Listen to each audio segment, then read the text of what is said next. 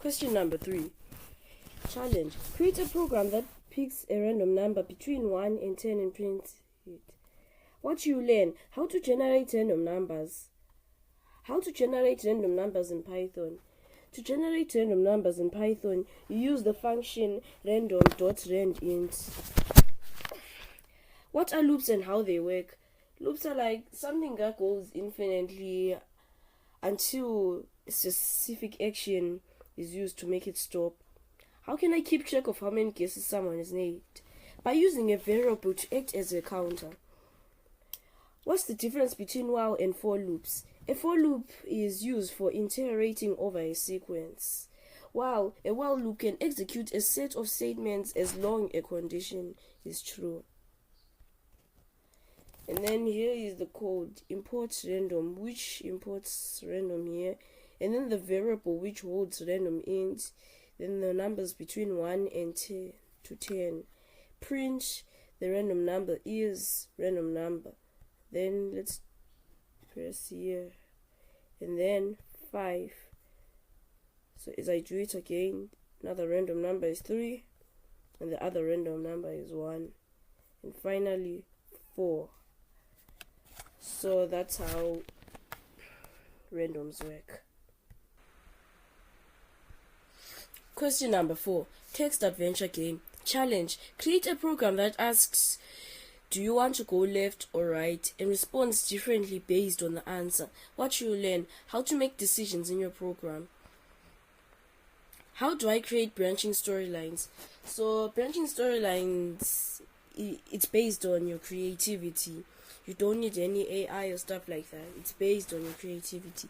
What are if, else, and elif statements? These are statements like, if I type this condition, if it's true, it will continue. But then if it doesn't find the condition, it checks the elif or else statements. How can I make my game repairable? To make a game repairable, you place the entire game's logic within a dedicated function. The function should handle everything from game initialization. What's the best way to organize my code for a longer problem? Use the define function, the def function.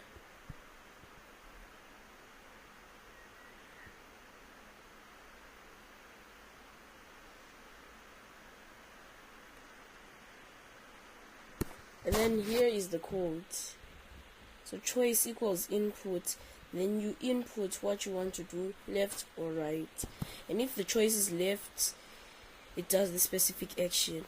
And if the choice is right, it does the specific action.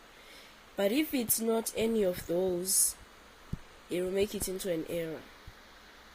For example, left, then right, and finally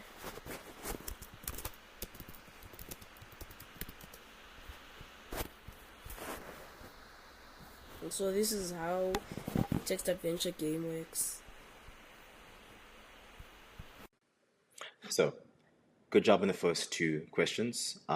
This is to address those 2 specifically. So, start off with the random number game.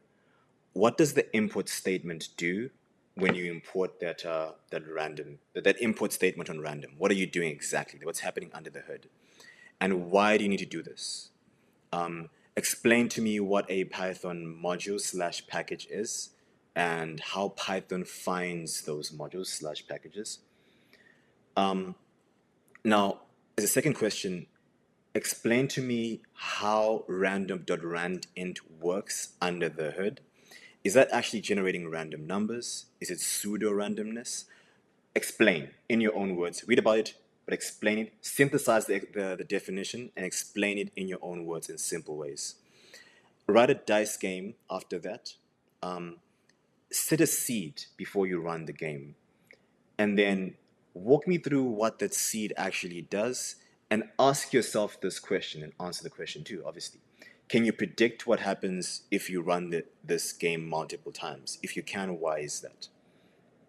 Moving to the adventure game, the adventure text game, explain in your own words how if else decides which condition to run, and why do we structure code, this particular code, this way as opposed to just having this big block of code. Basically, how is the code being executed? Beyond that, let's make the game more exciting. Let's add more rules, and I need you to walk me through how you'd go about doing this and implement it. So the rules are, you cannot go the same direction twice in a row. With that, you got to think about things like how do you keep track of the selection the user made in the previous attempt? And then the next rule is, after 10 turns, notify the user they've reached destination. Now, again, how do you keep track of the number of times the user has run this game, and how do you increment that that number each time they run the game? Explain to me how you go about solving that. Implement it too. And then, as a third rule, every second step the user takes, they must move backwards.